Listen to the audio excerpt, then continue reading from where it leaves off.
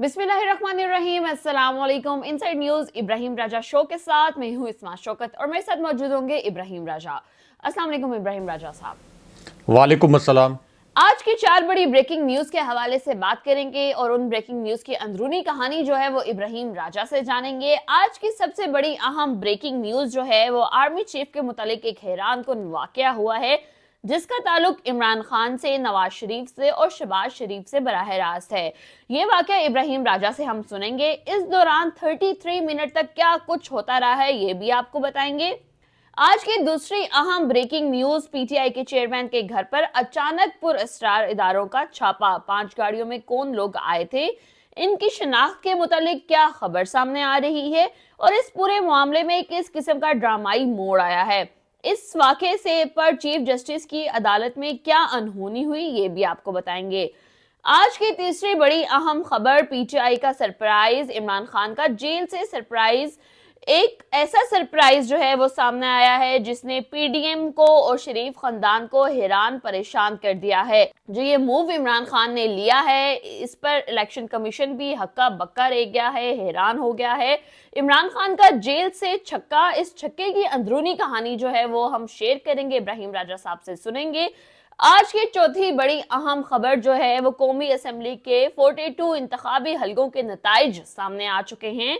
इन 42 हलकों में पीडीएम के कौन से बड़े उम्मीदवारों को शिकस्त का सामना है और कौन कौन से बड़े बुर्ज यहां से उलट रहे हैं, इसकी अंदरूनी कहानी जानेंगे।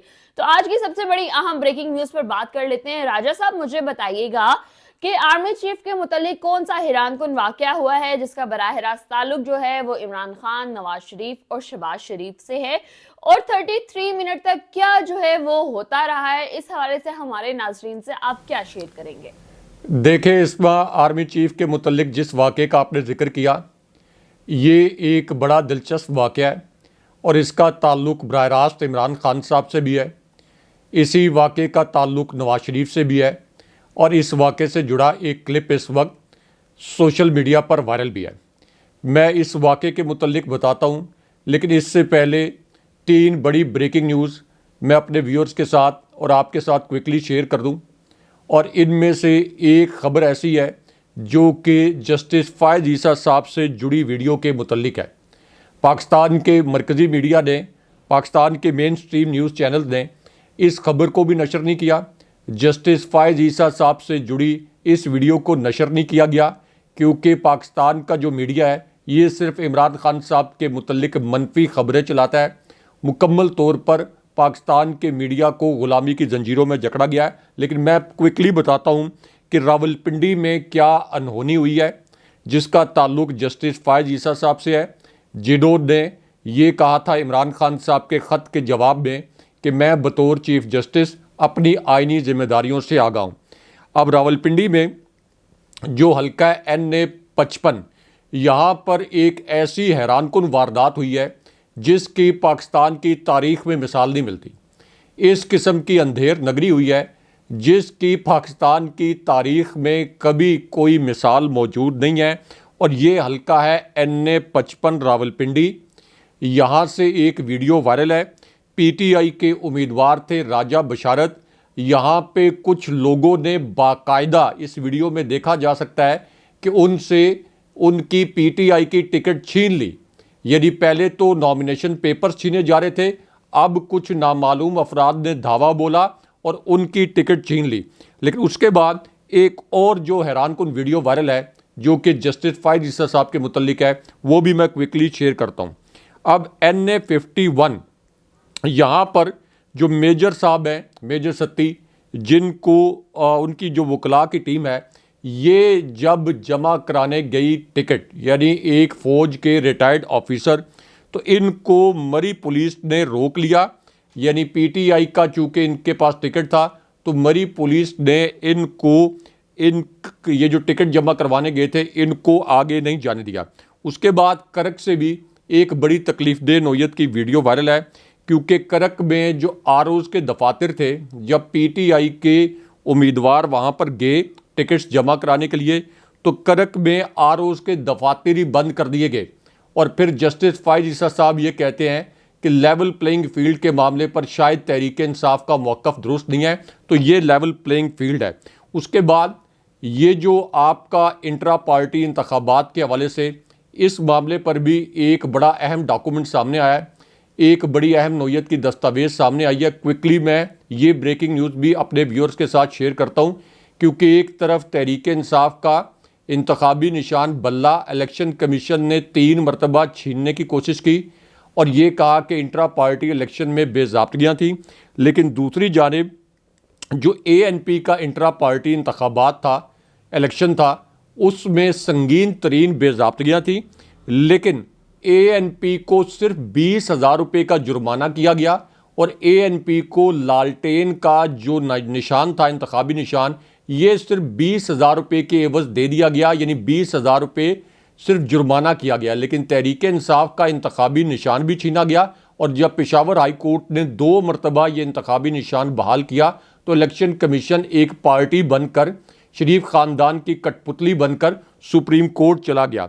अब यहाँ पर एक और बड़ा अहम डॉक्यूमेंट सामने आया है। ये सुप्रीम कोर्ट के लिए एक डिसाइसिव डॉक्यूमेंट है। इस डॉक्यूमेंट की बुनियाद पर सुप्रीम कोर्ट का जो फैसला है इंतखाबी निशान के हवाले से, ये इस डॉक्यूमेंट की बुनियाद पर आना चाहिए था। बहुत अहम नौयत का डॉक्यूमेंट बिल आखिर PTI की टीम को और PTI की क़यादत को मिल गया है और इसकी वजह से ये जो इंतखाबी निशान वाला मामला है, इस पर इलेक्शन कमीशन की और अकबर S बाबर की जो साजिश है, ये मुकम्मल तौर पर नाकाम हो गई है। क्योंकि अकबर S बाबर ये दावा करते हैं कि वो PTI के बानी मेंबर थे।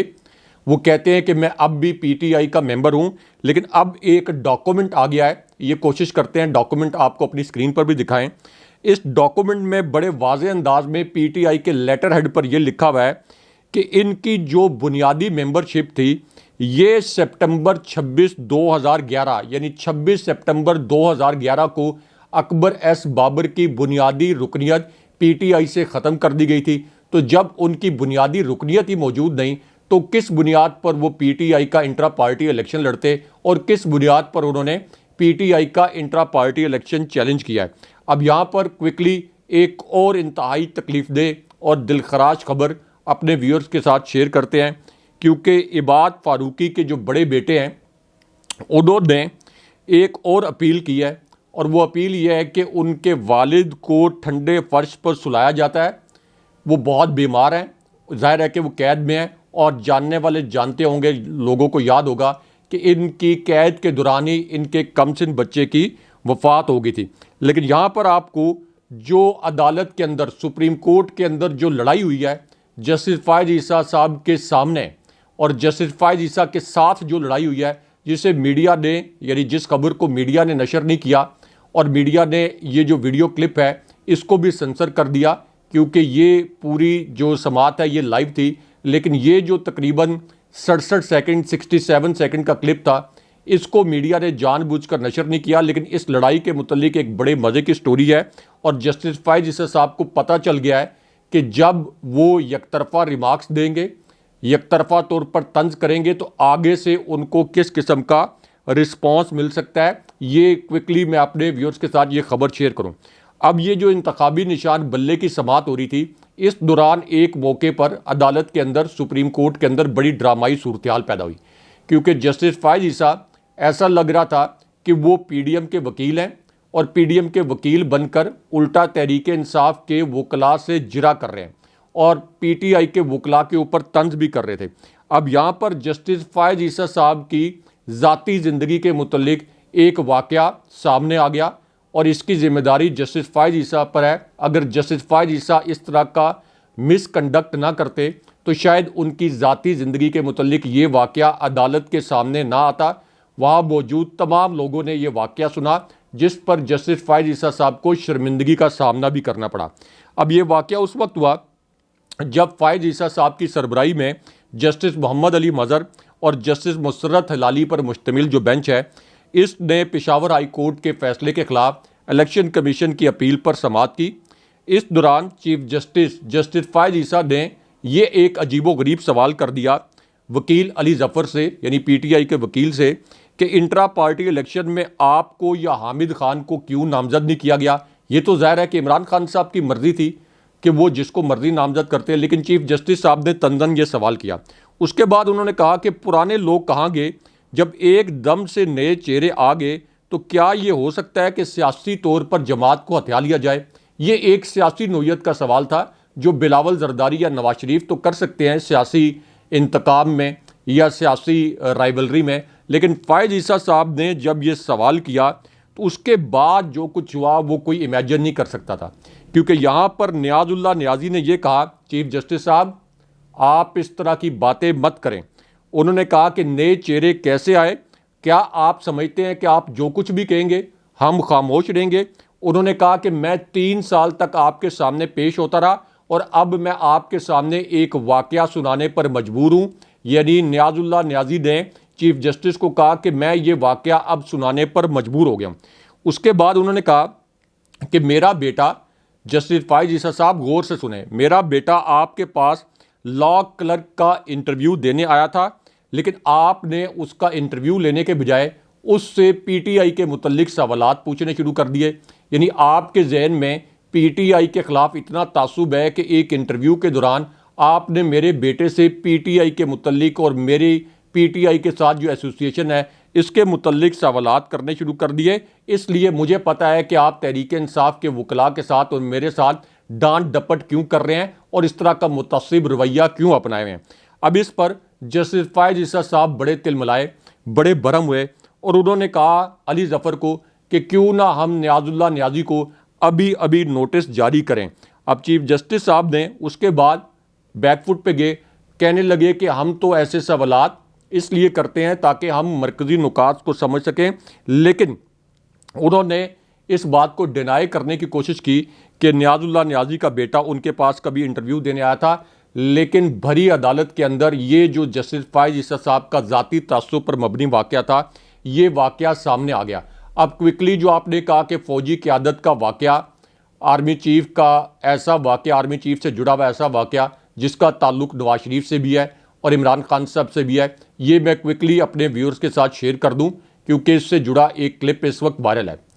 तो ये जो वाक़या है इसका आप कह लें कि एक नुक्ता ये है कि नवाज शरीफ ने अभी हाल ही में एक बयान दिया, आज ही एक बयान दिया कि उनके दौर में बड़ी तरक्की हो रही थी और उनके दौर में मईशत जो है वो कोई 6% या 7% के ग्रोथ रेट पर तरक्की कर रही थी। अब चूँकि बतौर सहाफ़ी मैं फ़ौजी क़यादतों की ब्रीफिंग्स अटेंड करता रहा हूँ, तो साबिक आर्मी चीफ जनरल बाजवा और साबिक DG ISPR general Asif Ghafoor, ये जो फ़ौजी क़यादत की ब्रीफिंग थी, साबिक फ़ौजी क़यादत की ब्रीफिंग, इसमें मुझे और बाकी कुछ और सहाफ़ी भी मौजूद थे। उस ब्रीफिंग में ये बताया गया कि नवाज शरीफ के दौर में मईशत को कैंसर हो गया था। फ़ौज ने मईशत के टेस्ट करवाए तो पता चला कि इसहाक डार मईशत को पैनाडोल की गोलियां दे रहे थे और मईशत को तबाह बर्बाद कर दिया गया था। इसी वजह से फिर इमरान खान साहब जब इक़्तिदार में आए तो इमरान खान साहब को मजबूरन IMF के पास जाना पड़ा। यानी पूरी फ़ौजी क़यादत ये कह रही थी कि नवाज शरीफ ने और उसके बाद शायद खाकान अब्बासी के दौर में पाकिस्तान दिवालिया हो गया था और इसके ऊपर आलमी रेटिंग एजेंसीज़ की गवाही मौजूद है। लेकिन नवाज शरीफ कौम को बेवकूफ़ समझते हैं, भेड़ बकरियां समझते हैं और इस तरह के बयानात दे रहे हैं कि इमरान खान साहब ने मईशत तबाह की। इमरान खान साहब ने 5.97% ग्रोथ रेट, जो पिछले 20 साल का बेहतरीन ग्रोथ रेट है, वहां पर हुकूमत छोड़ी थी जब उनके खिलाफ रजीम चेंज ऑपरेशन हुआ था। और शहबाज शरीफ ने जब हुकूमत छोड़ी तो पाकिस्तान का ग्रोथ रेट था 0.2%। तो इतने बुरे तरीके से इन्होंने इकॉनमी को तबाह किया और ये अब इस किस्म के मुज़िका खेज बयानात दे रहे हैं। आज की दूसरी बड़ी अहम ब्रेकिंग न्यूज के हवाले से बात करेंगे। पाकिस्तान तहरीके इंसाफ के चेयरमैन के घर पर अचानक पुरअसरार इदारों का छापा। 4 गाड़ियों में कौन लोग आए थे, इनकी शिनाख्त के मुतालिक क्या खबर सामने आ रही है और इस पूरे मामले में किस किस्म का ड्रामाई मोड़ देखने में आ रहा है और इस वाक़े पे चीफ जस्टिस की अदालत में क्या अनहोनी हुई है, ये आपको बताएंगे। इब्राहिम राजा साहब से इसकी अंदरूनी कहानी जानेंगे, लेकिन पहले आपको खबर की तफसीलात बताते चले। खबर कुछ यूं है कि सुप्रीम कोर्ट में केस की समाअत के दौरान बैरिस्टर गौहर ने अदालत में कहा कि अभी मुझे खबर मिली है कि फैमिली पर हमला हुआ है। इसके बाद बैरिस्टर गौहर अदालत से रवाना हो गए। बैरिस्टर गौहर ने अली जफर से गुफ्तगू में कहा कि मेरी बेटों और भतीजों को मारा जा रहा है। अभी मुझे खबर मिली है कि मेरी फैमिली पर हमला हुआ है। अभी घर से खबर आई है 4 डाले आए थे, कंप्यूटर उठा लिया गया, मेरे बेटे और भतीजे को मारा पीटा गया। इस पर चीफ जस्टिस ने कहा कि जो भी हुआ ऐसा नहीं होना चाहिए था। चीफ जस्टिस ने एडिशनल अटॉर्नी जनरल को रोस्टर पर बुलाया और कहा कि एडिशनल अटॉर्नी जनरल साहब, अगर ऐसा हुआ तो ऐसा नहीं होना चाहिए था। इस पर एडिशनल अटॉर्नी जनरल ने कहा कि मैं देख लेता हूं। इसके बाद बैरिस्टर गौहर सुप्रीम कोर्ट में वापस आ गए तो चीफ जस्टिस ने सवाल किया कि गौहर साहब क्या पोजीशन है। चेयरमैन पीटीआई ने कहा कि हालात बहुत संगीन हैं, 4 डालों में लोग मेरे घर आए, किसी पर एतमाद नहीं है, अदालत को बताना चाहता हूं कि क्या हुआ। चीफ जस्टिस ने एडिशनल अटॉर्नी जनरल को हिदायत की कि अभी मामले को तय करें। इस पर एडिशनल अटॉर्नी जनरल ने कहा कि सेक्रेटरी दाखिला और आईजी से बात हुई है, वो मालूम करें कि क्या हुआ है।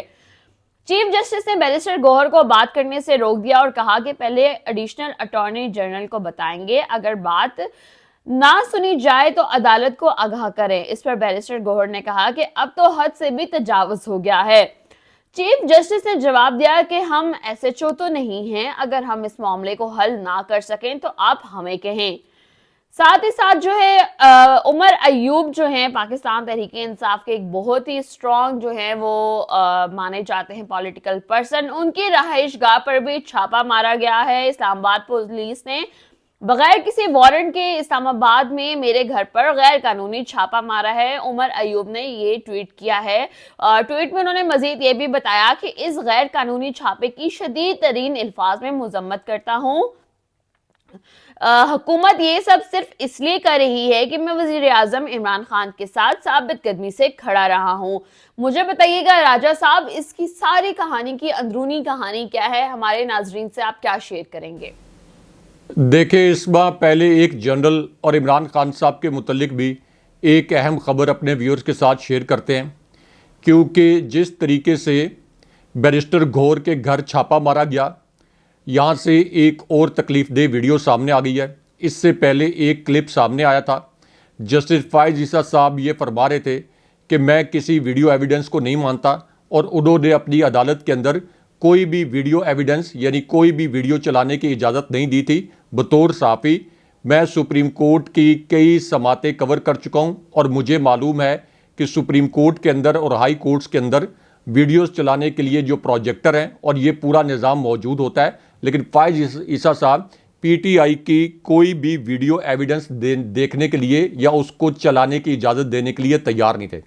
अब इस पूरी सूरत हाल में बैरिस्टर गौहर के घर जो छापा पड़ा है, इसके दूसरे हिस्से में ये देखा गया कि उनके भतीजे को जदोकोब किया गया, उनके घर का सामान लूटा गया, वहाँ पर तोड़ फोड़ की गई और जस्टिस फ़ाइज़ ईसा साहब ने बस आईजी साहब को बुलाया, लेकिन अमली तौर पर जब उन्होंने कहा कि हम कोई एसएचओ नहीं है, हम इस पर अमली इक़दाम करेंगे, लेकिन अमली तौर पर उन्होंने कोई कदम नहीं उठाया। लेकिन बहरहाल इस पूरी सिचुएशन में एक जनरल के हवाले से और इमरान खान साहब के हवाले से एक अहम खबर अडियाला जेल से आई है। अडियाला जेल में इमरान खान साहब से मुलाकात के लिए जब भी कोई शख्सियत जाती है, वहाँ पर जासूसों का पहरा होता है। इमरान खान साहब का इतना खौफ है, लेकिन बहरहाल इमरान खान साहब का एक पैगाम भी इस पहरे के बावजूद बाहर आ गया है। पहले आपको इमरान खान साहब का ये पैगाम क्विकली 1 मिनट में पढ़ के सुनाते हैं। इमरान खान साहब ने कहा कि 8 फरवरी को जब वोट डालने घर से निकलें तो याद रखें कि आपका मुकाबला एक ऐसे निज़ाम से है जहां आपके बुनियादी हुकूक को हर रोज़ पामाल किया जाता है, जहां आप अपनी मर्ज़ी से आवाज़ नहीं उठा सकते, आप अपनी मर्ज़ी से पीटीआई का झंडा नहीं उठा सकते, जहां ताकतवर के लिए आइन और कानून तक तब्दील कर दिया जाता है, लेकिन कमज़ोर की कहीं सुनवाई नहीं होती। और अब सिर्फ वोट ही निज़ाम बदलने का बेहतरीन तरीका है। अब इस पूरी सूरत हाल में अडियाला जेल से एक नई वीडियो वायरल हुई है जो कि एक जनरल और इमरान खान साहब के मुतल्लिक है और एक ऐसा पैगाम जो कि इमरान खान साहब को पहुंचाया गया है उनको हुकूमत बनाने की ऑफ़र देने के लिए। तो इस हवाले से आज के दिन में एक नई वीडियो वायरल हुई है और ये पिछली वीडियो का तसलसल है, क्योंकि अब पीटीआई ने अपने ऑफिशियल ट्विटर अकाउंट से और अलीमा खान साहिबा ने जो इमरान खान साहब से नई मुलाकात की है, उसमें अलीमा खान साहिबा ने ये कहा कि कुछ अहम हल्के, उनका तासुर ये था कि ज़ाहिर है कि अहम हल्कों से मुराद पाकिस्तान में इस्टेब्लिशमेंट होती है, कि उनकी जानिब से इमरान खान साहब को ये पैगाम दिया गया कि अगर आप हमारी सिर्फ एक दो बातें मान लें, एक दो हमारी दरख्वास्तें या शराइत मान लें, तो इस पूरी सूरत हाल में आपको अगली हुकूमत मिल सकती है और आपके ऊपर जो केसेस हैं वो ख़त्म हो सकते हैं। लेकिन इमरान खान साहब ने इस किस्म का कोई समझौता या कोई भी डील करने से इनकार कर दिया। सबसे बड़ी अहम ब्रेकिंग न्यूज जो है वो पीटीआई का सरप्राइज, इमरान खान का जेल से क्या सरप्राइज जो है वो सामने आया है। एक ऐसा सरप्राइज जिसने पीडीएम और साथ ही साथ शरीफ खानदान को हैरान परेशान कर दिया है। इलेक्शन कमीशन में इमरान खान के इस मूव पर हक्का बक्का और हैरान रह गया है। इमरान खान का जेल से छक्का, इस छक्के की अंदरूनी कहानी इब्राहिम राजा साहब से जानेंगे, लेकिन इससे पहले आपको खबर बताते चले। खबर कुछ यूं है कि पाकिस्तान तहरीके इंसाफ ने उम्मीदवारों को पाकिस्तान तहरीके इंसाफ नजरियाती के टिकट्स जारी कर दिए हैं। तमाम उम्मीदवार तहरीके इंसाफ नजरियाती के टिकट्स आरओज को और डीआरओज के दफातर में जमा कराएंगे। पाकिस्तान तहरीके इंसाफ का एलामिया जो है वो जारी हो चुका है और उसमें ये कहा जा रहा है कि पाकिस्तान तहरीके इंसाफ ने कौमी और सूबाई असेंबलियों की नशिस्तों के लिए अपने उम्मीदवारों के नामों का ऐलान कर दिया है। पीटीआई की जानिब से जारी एलामिया में कहा गया है कि कौमी और सूबाई असेंबली के उम्मीदवारों को पाकिस्तान तहरीके इंसाफ नजरियाती के टिकट जारी किए गए हैं। पीटीआई ने उम्मीदवारों को पाकिस्तान तहरीके इंसाफ नजरियाती के टिकट जारी कर दिए हैं। ये एक अहम ब्रेकिंग आ रही है। साथ ही साथ जो है ये भी कहा गया है कि तमाम आरओज और डीआरओज के दफातर में जो है वो अपने टिकट जमा करा दिए जाएं। और पीटीआई की जानिब से जारी एलामिये में जो है मजीद ये भी कहा गया है कि अगर कोई टिकट जमा कराने के हवाले से मुश्किलात पेश आती हैं तो सोशल मीडिया पे पोस्ट की जा सकती है, पुलिस को कहा जा सकता है, इलेक्शन कमीशन के पास पिटीशन दायर की जा सकती है। राजा साहब, इसकी अंदरूनी कहानी क्या है, हमारे नाजरीन से आप क्या शेयर करेंगे? देखिए, इस मामले में एक और बहुत ही घिनौनी वारदात कर दी गई है। यानी इमरान खान साहब ने मेरिट पर कानून के तहत एक मास्टर स्ट्रोक खेला और इसी तरह पीटीआई नजरियाती के मुतल्लिक अपने उम्मीदवारों को उन्होंने दो दो टिकट जारी किए। अब जो पीटीआई के उम्मीदवार थे, इनको ये जो टिकट है इसके ऊपर बल्लेबाज का इंतखाबी निशान मिलना चाहिए था। लेकिन अब एक और घिनौनी वारदात कर दी गई और एक ऐसी सूरत हाल में ये चीफ इलेक्शन कमिश्नर, जिनकी खुफिया मुलाकातें शरीफ ख़ानदान के साथ हुई, मरियम नवाज़ के साथ और हमजा शहबाज के साथ, जो कि इमरान खान साहब ने कैमरों के सामने दावा किया, अब इन्होंने इमरान खान साहब के ख़िलाफ़ और तहरीक इंसाफ के ख़िलाफ़ एक ऐसा इक़दाम उठाया है कि पूरे मुल्क में इनकी मजम्मत की जा रही है। फाफिन के साबिक जो सरबराह हैं, उन्होंने भी कहा है कि इलेक्शन कमीशन इस वक्त एक कठपुतली का किरदार अदा कर रहा है और इसकी जो इंटेग्रिटी है ये मुकम्मल तौर पर कॉम्प्रोमाइज़ हो चुकी है। अब ये जो नई घिनौनी वारदात की गई है ये बड़े गौर से सुनने वाली है। ये वारदात एक ऐसी सूरत हाल में की गई है जब पेशावर हाई कोर्ट ने पीटीआई के इंतखाबी निशान बल्ले के मुतल्लिक अपना तफसीली फ़ैसला जारी किया और इसमें उन्होंने कहा कि इंतखाबी निशान के बुनियादी हक से इनकार नहीं किया जा सकता। इलेक्शन कमीशन का पीटीआई का इंतखाबी निशान बल्ला छीनने का जो फ़ैसला था ये गैर कानूनी था। अदालत ने सिर्फ दो सवालात तक खुद को महदूद रखा कि क्या ये पेशावर हाई कोर्ट में केस काबिल समात है और क्या इलेक्शन कमीशन के पास इंट्रा पार्टी पर फैसले का अख्तियार है। अब इस पर पेशावर हाई कोर्ट ने वाज़ेह अल्फाज में इलेक्शन कमीशन के इस फैसले को गैर आइनी और गैर कानूनी करार दिया। लेकिन अब इलेक्शन कमीशन और चीफ इलेक्शन कमिश्नर की ज़रा फुर्तियाँ देखें आप इनकी। जैसे ही पीटीआई नजरियाती बल्लेबाज के इंतखाबी निशान के मुतल्लिक पीटीआई ने ऑफिशियल अनाउंसमेंट की, 10 मिनट भी नहीं लगे, 10 मिनट के अंदर इलेक्शन कमीशन ने एक एलामिया जारी कर दिया और तमाम रिटर्निंग अफसरान को ये कहा कि पीटीआई के उम्मीदवारों के जो टिकट हैं इनके अगेंस्ट पीटीआई नजरियाती का जो निशान है बल्लेबाज, ये किसी सूरत अलॉट ना किया जाए।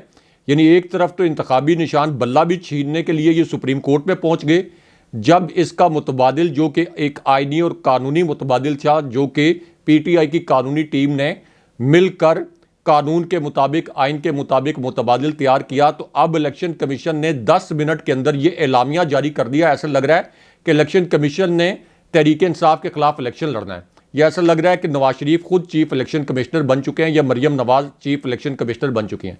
तो उन्होंने कहा कि कोई भी रिटर्निंग अफसरान जो है और कोई भी इलेक्शन कमीशन का जो अमला हुकाम है, ये तहरीक इंसाफ नज़रियाती के मामले पर बल्लेबाज का इंतखाबी निशान पीटीआई के किसी टिकट होल्डर को ना दें। आप इससे अंदाज़ा लगा लें कि इस वक्त इस नाकाम और फ्रॉड रियासत में, जब मैं ये अल्फाज बोलता हूँ तो व्यूअर्स मुझसे नाराज़ होते हैं, लेकिन ये नाकाम और फ्रॉड रियासतें इसी तरह की होती हैं।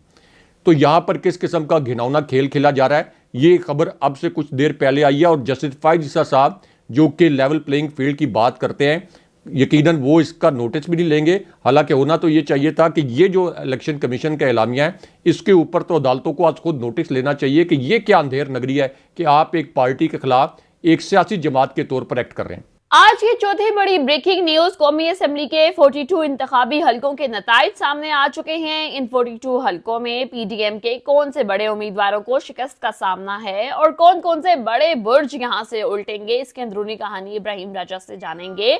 लेकिन आपको पहले खबर से आगाह करते चले। खबर कुछ यूं है कि पाकिस्तान मुस्लिम लीग नून में टिकटों की तकसीम पर इख्तलाफात की वजह से राजा अतीक सरवर ने मुस्लिम लीग नून पंजाब के नायब सदर के ओहदे से इस्तीफा दे दिया है। राजा अतीक सरवर का कहना है कि पार्टी ने खुद दावत दी कि मैं भी शाहिद खकान अब्बासी और सरदार मेहताब के साथ जाऊं। साथ ही साथ जो है एक शेख रशीद की जानिब से भी पैगाम जारी किया गया है और वो ये कहा गया है कि दोस्ती निभाई लेकिन मेरे खिलाफ लंदन अमेरिका से आने वालों को टिकट दिया। अवामी मुस्लिम लीग के सरबराह शेख रशीद अहमद ने कहा कि मैंने दोस्ती निभाई लेकिन पीटीआई ने मेरे खिलाफ लंदन और अमेरिका से आने वालों को टिकट दिया है। पीटीआई के उम्मीदवार सामने आने पर अवामी मुस्लिम लीग के सरबराह ने वीडियो पैगाम में कहा कि मैंने चिल्ला भी काटा लेकिन अपना केस अब अल्लाह के सुपुर्द करता हूं। तहरीक इंसाफ ने ना सिर्फ शेख रशीद बल्कि इनके भतीजे शेख राशिद शफीक जो NA 57 रावलपिंडी से इलेक्शन लड़ रहे हैं, इनके मुकाबले में पीटीआई के एक कारकुन खातून को जो है वो खड़ा किया है, जिसके बाद अब दोनों हलकों से शेख रशीद और राशिद शफीक को कलम दवात के इंतखाबी निशान पर इलेक्शन लड़ना पड़ेगा। राजा साहब, इसकी अंदरूनी कहानी क्या है, हमारे नाजरीन को क्या बताएंगे, कौन से बड़े बुर्ज जो हैं वो उलटने जा रहे हैं? देखिए, इस बार शेख रशीद के हवाले से और 5 अहम हलकों के 5 बड़े उम्मीदवारों के हवाले से क्विकली मैं एक ब्रेकिंग न्यूज़ अपने व्यूअर्स के साथ शेयर कर देता हूँ। एक तो नईम पंजोता, जिनके मुतल्लिक ये कहा जा रहा था कि पीटीआई का टिकट इन्हें इशू नहीं हुआ, अब इनके मुतल्लिक पता चला है कि इन्हें PP 71 से टिकट दिया गया है और PP 71 से इनको इलेक्शन लड़ाने का फैसला किया गया है। दूसरी जानिब चौधरी परवेज़ इलाही जो हैं, इनके नॉमिनेशन पेपर जो मुस्तरद किए गए थे, इसके खिलाफ अपील की गई थी, लेकिन इस अपील को भी मुस्तरद कर दिया गया है। लेकिन जो कैसरा इलाही हैं, इनको इलेक्शन लड़ने की इजाज़त दी गई है। अब दूसरी जानिब मुनिस इलाही के जो कागजात नामजदगी थे, उनको मुस्तरद करने के खिलाफ भी दरख्वास्त पर जो है वो समाअत हुई। लेकिन इस वक्त पीटीआई के टिकट पर आप ये कह लें कि जो भी इलेक्शन लड़ रहा है उसको अदालती फोरम पर और इलेक्शन कमीशन के फोरम पर इतना टफ टाइम दिया जा रहा है कि ताकि उसके नॉमिनेशन पेपर्स मुस्तरद करने के लिए कोई ना कोई बहाना तलाश किया जा सके। अब इस पूरी सूरत हाल में जो आपने बात की शेख रशीद की, तो शेख रशीद ने अगरचे एक चिल्ला काटा, वो कहते हैं कि मैं गारों में रहा, मैं 6 साल इधर 6 माह तक जंगलों में रहा, मैंने जेलें काटी। लेकिन इसमें अहम बात यह है कि शेख रशीद साहब से भी ज़्यादा बहुत से पीटीआई के रहनुमा ऐसे हैं जिन्होंने बड़ी सोबतें काटी, लेकिन उन्होंने इमरान खान साहब के ख़िलाफ़ ज़ुबान नहीं खोली, इमरान खान साहब के ख़िलाफ़ कोई इंटरव्यू नहीं दिया। और पीटीआई ऑफिशियल जो अकाउंट है वहाँ से ये अनाउंस किया गया कि जो उम्मीदवार ऐसे हैं जिनको पीटीआई फ़िलहाल टिकट नहीं दे सकी, उनके मुतल्लिक एक रिकॉर्ड बनाया जा रहा है कि वो टिकट ना देने के मामले पर कैसे रिएक्ट कर रहे हैं। और अब ऐसे जो उम्मीदवार हैं, यानी पीटीआई के ऐसे रहनुमा, वो बड़ी तादाद में सामने आए हैं जिनको जेलों में जाना पड़ा, जिनको सोबतें बर्दाश्त करनी पड़ी। लेकिन जाहिर है कि टिकट्स एक महदूद तादाद में होते हैं, सबको अकोमोडेट नहीं किया जा सकता। तो उन सब ने कहा है कि हम टिकट्स के लिए नहीं इमरान खान साहब के साथ खड़े हुए थे, हम एक नज़रिए के लिए इमरान खान साहब के साथ खड़े हुए थे और हम इस नज़रिए पर खड़े रहेंगे। नाजरीन, ये हमारा आज का प्रोग्राम था। उम्मीद करते हैं आप लोगों को पसंद आया होगा। कमेंट कीजिएगा, लाइक कीजिएगा, शेयर कीजिएगा। अगले प्रोग्राम तक के लिए इजाजत दीजिए। अल्लाह हाफिज। अल्लाह ने के बाद।